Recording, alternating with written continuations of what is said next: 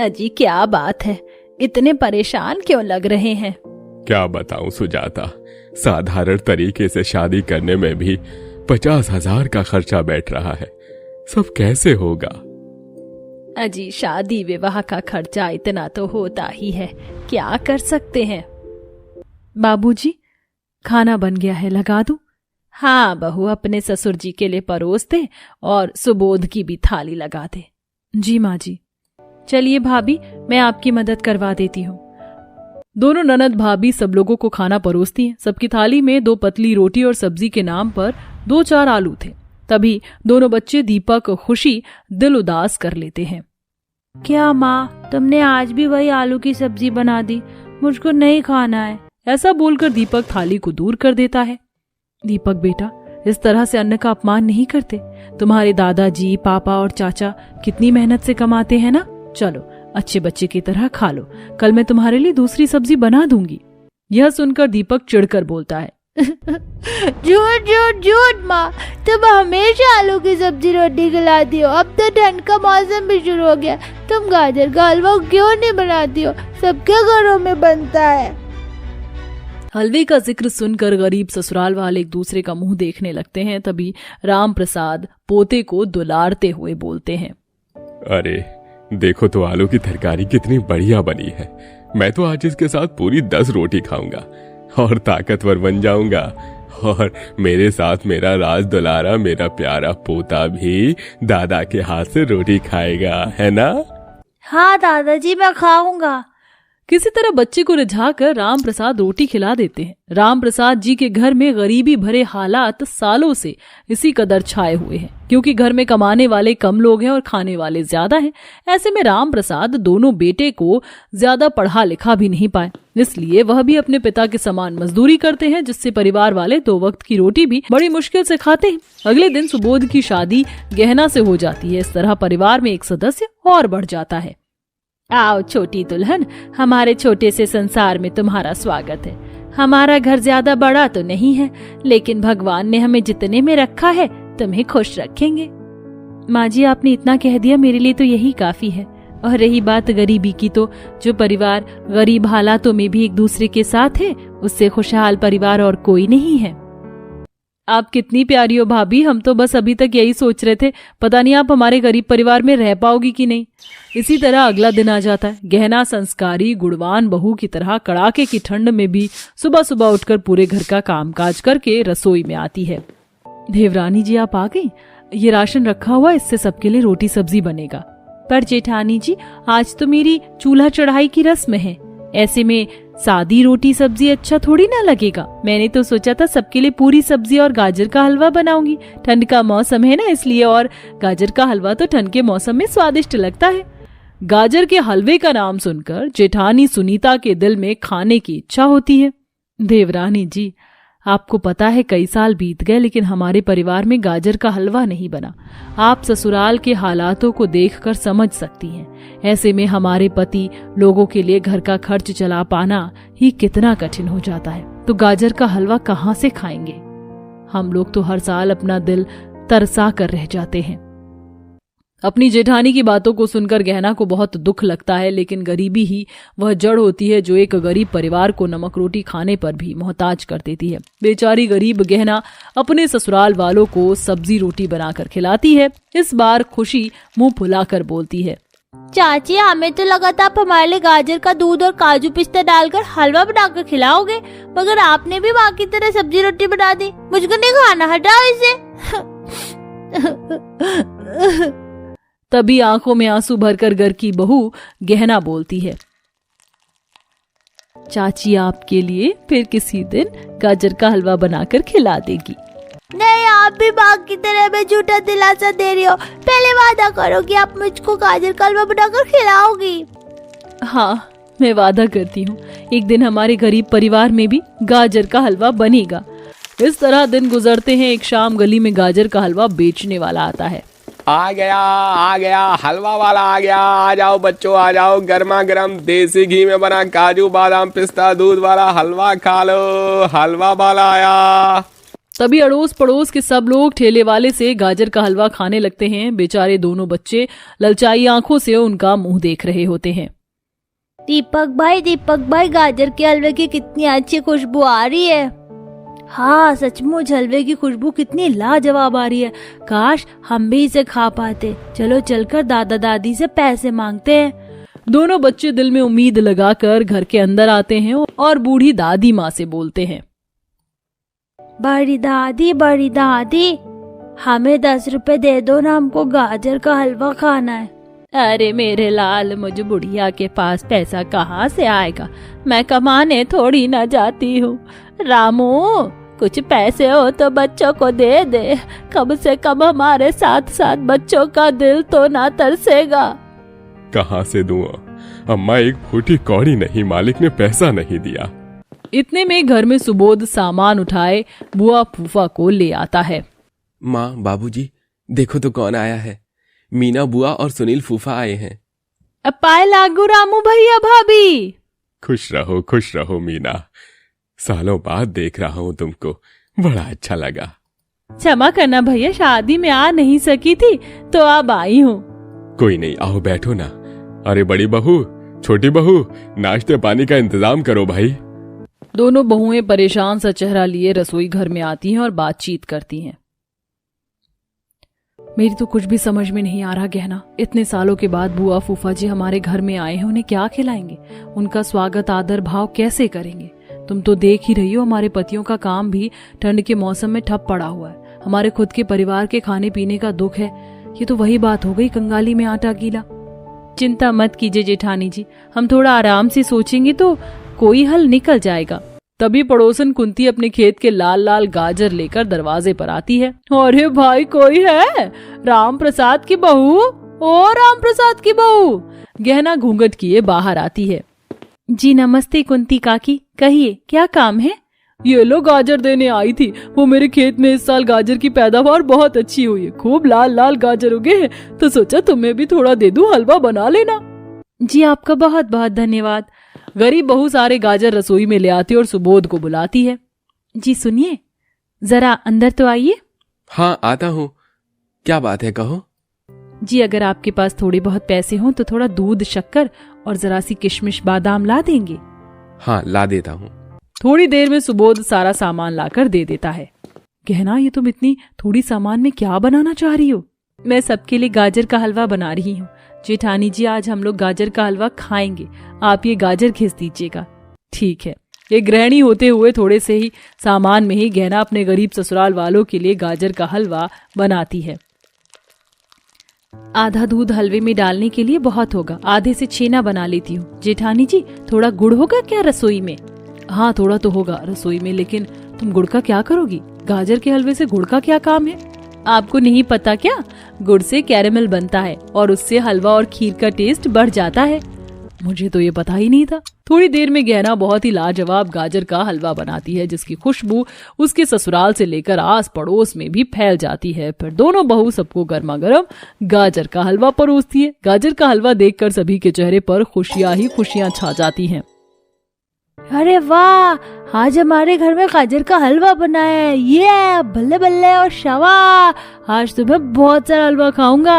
आप सभी लोग देख क्या रहे हैं? चलिए हलवा खाना शुरू कीजिए, वरना हलवा ठंडा हो जाएगा तो स्वाद भी आधा हो जाएगा। सब लोग बड़े चाव से गाजर का हलवा खाना शुरू कर देते हैं। बाहर ठंडी ठंडी हवा बह रही थी और अंदर गरीब ससुराल वाले खुशी से गाजर के हलवे का आनंद उठा रहे थे। वाह बहू, क्या शानदार हलवा बनाया है। आज तुम्हारी बदौलत जिंदगी में पहली बार गाजर का हलवा खा रहे हैं। सचमुच बहू, सुना था कि बहुएं लक्ष्मी का रूप होती है, मगर आज देख भी लिया। आज तूने पहली बार हम लोगों को गाजर का हलवा खिलाकर हमारे मन की मुराद को पूरा कर दिया। माँ जी, अगर मैं अपने ससुराल वालों की खुशियों का ख्याल भी रख सकूं तो मैं किस काम की गृहिणी हूँ। अमीरों के लिए सारा खाना आम है, लेकिन हम जैसे गरीब परिवारों के लिए ये सारी चीज खा पाना सोने चांदी खरीदने जितना मुश्किल होता है। मैं समझती हूँ। अब चलिए खा लीजिए, मैं थोड़ा हलवा कुंती काकी के घर देकर आती हूँ। जा बहू दया।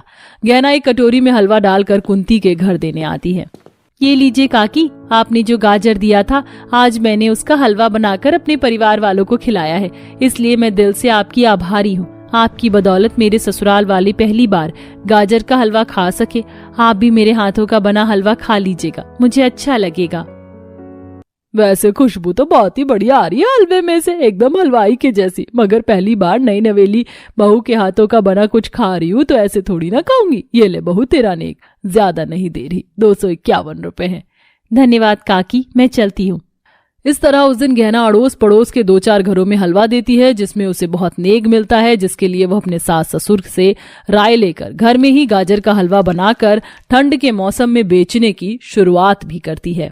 बहुत ज़्यादा टेस्टी है, मुझे तो ये लेग पीस बहुत ज़्यादा टेस्टी लग रहा है और खुशबू भी कितनी ज़्यादा अच्छी आ रही है।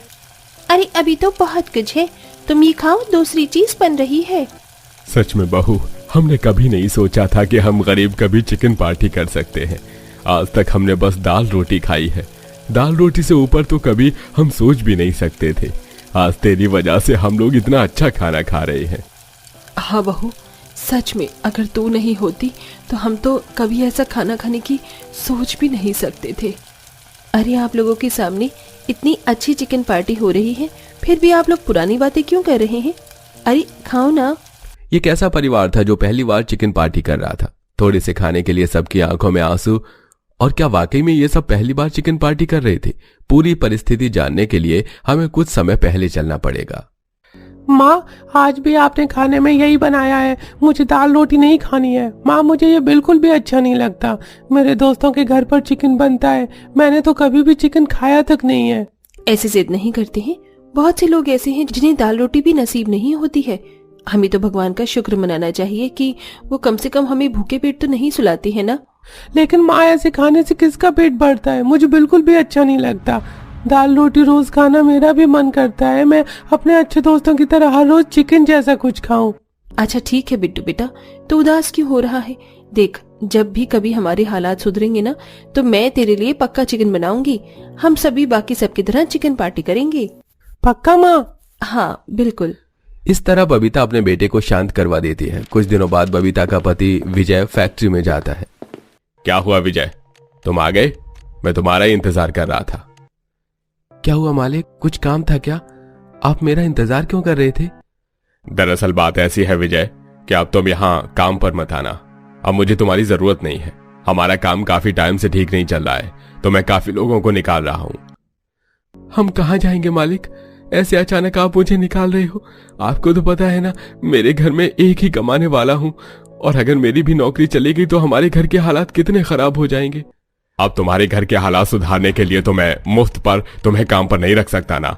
अरे भाई, इस फैक्ट्री को चलाता हूँ, मुझे भी तो अपना सोचना पड़ेगा। तुम अपना हिसाब करवा लेना और कल से मत आना। विजय को देखकर बबीता समझ जाती है। क्या हुआ, आप इतने उदास क्यों लग रहे हैं? सब ठीक तो है ना? कुछ भी ठीक नहीं है। जिस नौकरी की वजह से हम सब लोग आराम से रह रहे थे, 2 वक्त की रोटी खा पा रहे थे, आज वो मेरी नौकरी भी चली गई। मुझे मालिक ने काम से निकाल दिया। क्या? लेकिन ऐसे कैसे मालिक ने आपको काम से निकाल दिया? अब तक तो सब ठीक था, तो फिर अचानक से ये क्या हुआ? मालिक कह रहे थे कि फैक्ट्री बिल्कुल ठीक नहीं चल रही है, घाटे में जा रही है, और इसीलिए मैं कुछ वर्कर्स को काम से निकाल रहा हूँ, जिसमें से एक मैं भी हूँ। अब हमारा क्या होगा? हम कहाँ जाएंगे? माँ, घर में वैसे भी इतनी दिक्कत चल रही है, अब क्या होगा?